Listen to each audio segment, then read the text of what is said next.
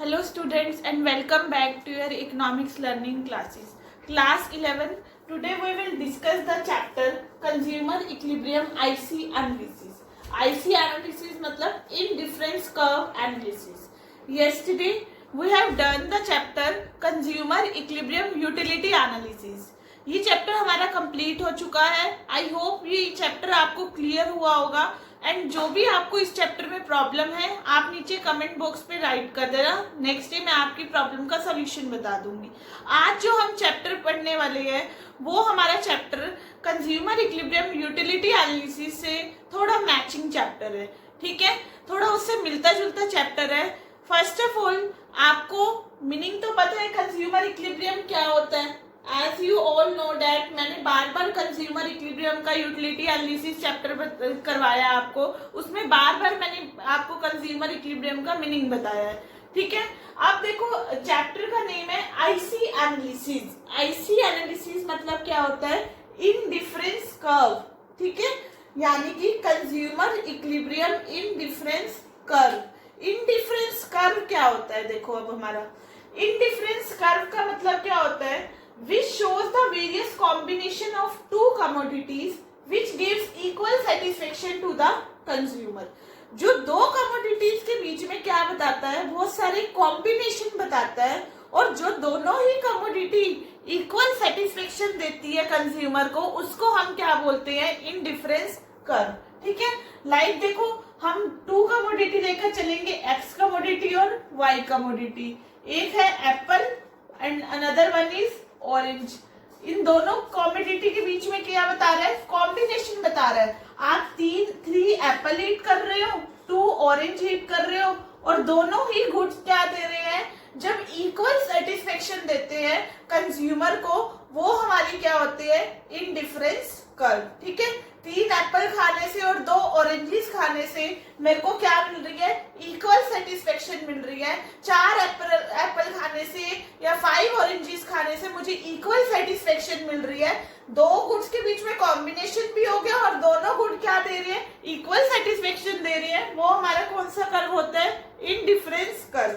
अब देखो क्वेश्चन आ जाता है, इनडिफरेंस कर्व होता क्या है, उसका शेड्यूल बताओ कैसे बनता है और उसका डायग्राम बताओ. इस क्वेश्चन को हमने किस तरह अटेम्प्ट करना है. फर्स्ट ऑफ ऑल आपको मीनिंग लिखना होगा इनडिफरेंस कर्व का, जो कि अभी मैंने आपको बताया है. सेकंड देखो इसका मेन स्टेप आएगा एजम्पशन, यानी कि इनडिफरेंस कर्व बनाते टाइम, इनडिफरेंस कर्व के शेड्यूल को बनाते टाइम, डायग्राम को बनाते टाइम हमें कुछ एजम्पशंस है उसको हमने फॉलो करना पड़ेगा. देखो फर्स्ट एजम्पशन आती है हमारी रैशनल कंज्यूमर. हमारे जो भी कमोडिटी कंज्यूम कर रहे होंगे, जो भी 2 गुड्स कंज्यूम कर रहे होंगे, वो कौन से कंज्यूमर होंगे, रैशनल कंज्यूमर. पिछले वाले चैप्टर में मैंने आपको क्लियरली बता दिया रैशनल कंज्यूमर कौन होते हैं. देखो नेक्स्ट आता है हमारा ऑर्डिनल यूटिलिटी. देखो पिछले वाले चैप्टर में consumer equilibrium utility analysis chapter में हम कार्डिनल यूटिलिटी लेकर चले थे, the utility which can be expressed in the form of number. इस वाले चैप्टर में जो हम यूटिलिटी लेकर चलेंगे वो कौन सी यूटिलिटी होगी, हमारी ऑर्डिनल. या तो सेटिस्फेक्शन ग्रेटर देन होगी या इक्वल टू होगी, या सेटिस्फेक्शन क्या होगी, लेस देन होगी. यानी कि रैंकिंग की फॉर्म में भी होगी. इस तरह फर्स्ट, सेकंड, थर्ड, इस तरह रैंकिंग की फॉर्म में क्या होगी, सेटिस्फेक्शन होगी. वो हमारी कौन सी यूटिलिटी हो जाएगी, ऑर्डिनल यूटिलिटी. ठीक है, लाइक देखो 3 एप्पल और 2 ऑरेंजेस खाने से इक्वल सेटिस्फेक्शन मिल रही है, इसको मैंने फर्स्ट रैंक में रखा है. 4 एप्पल और 3 ऑरेंजेस खाने से इक्वल सेटिस्फेक्शन मिल रही है, इसको मैंने सेकंड रैंक में रखा है. ठीक है, यानी कि रैंकिंग में होगी या satisfaction greater than, equal to या लेस देन होगी, वो कौन सी यूटिलिटी हो जाएगी, ऑर्डिनल यूटिलिटी. और इनडिफरेंस कर्व बनाते टाइम हम ऑर्डिनल यूटिलिटी ही लेकर चलेंगे. नेक्स्ट आता है हमारी इनकम रिमेन कांस्टेंट. जो भी 2 कमोडिटी पे कंज्यूमर अपनी इनकम स्पेंड कर रहा है वो क्या रहेगी, कांस्टेंट, उसमें कुछ भी चेंज नहीं होगा. फोर्थ आता है consumer behaviour is well defined. ये मोस्ट इंपॉर्टेंट इसकी एजम्पशन है. देखो इसको ध्यान से समझ के चलना. Consumer behaviour is well defined means consumer का जो बिहेवियर होगा वो बिल्कुल वेल डिफाइंड होगा. इट मीन्स दैट जिस प्रोडक्ट की कंज्यूमर के पास क्या होगी, कमी होगी, उसको उसके पाने की इच्छा, जो इंटेंसिटी फॉर डिजायर है, वो क्या होती चली जाएगी, बढ़ती चली जाएगी। ठीक है, देखो टू गुड्स है, एक ए गुड है और एक बी गुड है। हम एप्पल और ऑरेंज लेकर चलते हैं। एप्पल है और एक दूसरा प्रोडक्ट क्या है, ऑरेंज है। देखो अगर वो एप्पल कंज्यूम कर रहा है तो ऑरेंजेस की कंजम्पशन क्या हो जाएगी, कम हो जाएगी। अब उसकी कंजम्पशन कम हो रही है, ऑरेंजेस की उसके पास कमी हो रही है, तो उसको पाने की जो इच्छा है, उसकी इंटेंसिटी फॉर डिजायर है, वो क्या होती चली जाएगी, बढ़ती चली जाएगी। हम जनरल लाइफ में भी देखते हैं, जिस चीज की हमारे पास कमी होती है, उसको पाने की इच्छा, हमारी इंटेंसिटी फॉर डिजायर है, वो क्या होती रहती है, इंक्रीज होती रहती है। तो वो ये सब आएगा हमारा consumer behaviour is well defined के अंदर। अब हम पढ़ते हैं इसका शेड्यूल। देखो शेड्यूल यानी कि उसका हम क्या क्या कॉम्बिनेशन लेकर चल रहे हैं। एक एक्स गुड है, वाई गुड है। एक्स गुड को मैंने माना एप्पल एंड वाई गुड को मैंने माना ऑरेंज। एक कॉम्बिनेशन क्या शो कर रहा है, देखो जब एक एप्पल खा रहे हैं तो 10 क्या खा रहे हैं, ऑरेंजेस। अगर हम 1 एप्पल ईट कर रहे हैं, कंज्यूम कर रहे हैं, तो 10 क्या कर रहे हैं, हम ऑरेंजेस कंज्यूम कर रहे हैं। और देखो मैंने आपको पहले ही बताया है कि जैसे जैसे एक गुड की कंजम्पशन, पीपीसी वाले चैप्टर में हमने प्रोडक्शन पढ़ा था, यहाँ आएगा हमारा कंजम्पशन। ठीक है, जैसे जैसे एक गुड की कंजम्पशन क्या होती चली जाएगी, इंक्रीज होती चली जाएगी, वैसे वैसे दूसरे गुड की जो कंजम्पशन है वो क्या होती चली जाएगी, डिक्रीज होती चली जाएगी। जिसको हम क्या बोल के चलते हैं, जिसको हम बोलते हैं law of diminishing marginal utility.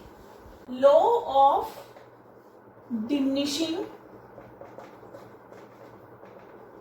Marginal rate of substitution.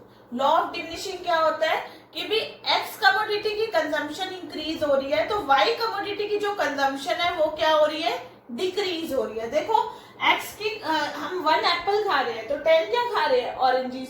2 Apple ईट कर रहे हैं तो 7 क्या है, ऑरेंजेस। 3 एप्पल ईट कर रहे हैं तो 5 क्या हो गई, ऑरेंजेस। यानी कि जैसे जैसे एप्पल की कंजम्पशन इंक्रीज हो रही है वैसे वैसे ऑरेंजेस की कंजम्पशन क्या हो रही है, डिक्रीज हो रही है। सेम इसका भी हम वही फॉर्मूला लेकर चलते हैं। इसमें क्या होता है कि भी एक्स को गेन कराने के लिए वाई को हर एक पॉइंट में कितना सेक्रीफाइस करना पड़ रहा है। ठीक है, वो होता है हमारा law of diminishing marginal rate of substitution. देखो इसका भी फॉर्मूला हम यही लेकर चलेंगे जो कि हम पीपीसी में लेकर चले थे, delta Y upon delta X. Delta Y upon delta X यानी कि सेक्रीफाइस ऑफ वाई या फिर लॉस ऑफ वाई अपॉन क्या हो जाएगा, गेन ऑफ एक्स। क्लियर है सबको? जैसे जैसे एप्पल की कंजम्पशन इंक्रीज हुई वैसे वैसे ऑरेंजेस की कंजम्पशन डिक्रीज हुई। That is called law of diminishing marginal rate of substitution. अब देखो हम बनाते हैं आईसी कर्व का डायग्राम। देखो डायग्राम अगर हम बनाते हैं तो यहाँ आएगा हमारा ओ एक्स एक्सिस, यहाँ पर आएगा ओ वाई एक्सिस, यहाँ आएगा हमारा एक्स गुड जो कि हमने क्या लिया है, एप्पल, और यहाँ पर आएगा हमारा वाई गुड जो कि हमने क्या लिया है, ऑरेंज। अगर आप इन पॉइंट्स को क्या करोगे, ज्वाइन करोगे तो वो हमारा क्या बनेगा, आईसी कर्व बनता है which is convex to the point of origin. ये A B C D combination को अगर आप क्या करोगे, ज्वाइन करोगे तो आईसी की शेप किस तरह आती है, इस तरह आती है। इस शेप को हम क्या बोलते हैं, convex to the point of origin. अब क्वेश्चन ये आ जाता है कि भी why IC is convex to the point of origin? What is the reason behind for it? देखो क्या रीजन है इसके पीछे, इसका यही रीजन है, रीजन हम मेंशन करेंगे, वो रीजन है हमारा law of diminishing marginal rate of substitution. देखो ये हमारा एमएलएस अगर हम फाइंड आउट करते हैं वो हमारा देखो कैसे आता है। अभी मैंने बताया लॉस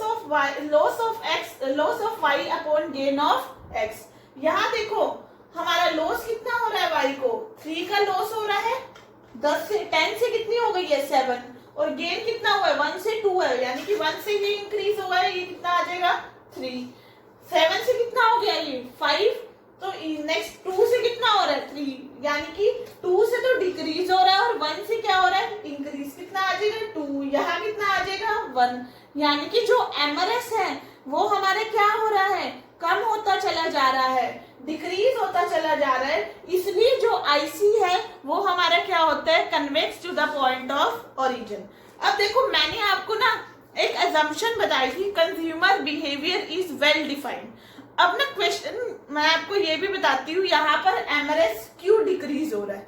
देखो मैंने आपको बताया था जिस प्रोडक्ट की कंज्यूमर के पास कमी होगी तो उसको उस प्रोडक्ट को पाने की जो इच्छा है, इंटेंसिटी फॉर डिजायर है, वो क्या हो जाएगी, इंक्रीज हो जाएगी। देखो एप्पल की कंजम्पशन इंक्रीज हो रही है यहाँ पर, तो ऑरेंजेस की कंजम्पशन क्या हो रही है, डिक्रीज तो हो रही है ऑरेंजेस की कंजम्पशन, लेकिन किस रेट से डिक्रीज हो रही है, डिक्रीजिंग रेट से। देखो 10 से 7 कितने से डिक्रीज हुई, 3 से, 7 से 5 कितने से डिक्रीज हुई, 2 से, 5 से 4 1 से डिक्रीज हुई है, क्योंकि जो ऑरेंजेस की कंजम्पशन अब कमी होती चली जा रही है, तो ऑरेंजेस की जो इंटेंसिटी है वो क्या होती चली जा रही है, बढ़ती चली जा रही है। इसलिए वो डिक्रीज तो हो रहा है, लेकिन किस रेट से डिक्रीज हो रहा है, डिक्रीजिंग रेट से। ये भी एक रीजन है जिसकी वजह से हमारा जो मार्जिनल रेट ऑफ सब्स्टिट्यूशन है वो क्या होता चला जा रहा है, कम होता चला जा रहा है। ठीक है, लेकिन आपने पीपीसी में पढ़ा था जो हमारा एमओसी था वो हमारा इंक्रीज हो रहा था। ठीक है, वहां पर हमारा ये नहीं था producer behaviour is well defined, यहाँ हम एजम्पशन लेकर चले हैं consumer behaviour is well defined. इसलिए ऑरेंजेस की कंजम्पशन या डिक्रीज तो होगी, लेकिन डिक्रीजिंग रेट से डिक्रीज होगी, because intensity for the desire of the orange increases. I hope आपको ये टॉपिक क्लियर होगा। नेक्स्ट हम जो टॉपिक पढ़ेंगे वो हम पढ़ेंगे properties of IC analysis. Indifference curve की हमारी क्या क्या प्रॉपर्टीज होती है, which is very most important topic. ये टॉपिक को आपने अच्छे से करना है, इस टॉपिक को आपने बार बार व्यू करना है। अगर आपको इस टॉपिक में कोई भी प्रॉब्लम हो तो नीचे कमेंट बॉक्स पे राइट कर देना। Okay, thank you everyone.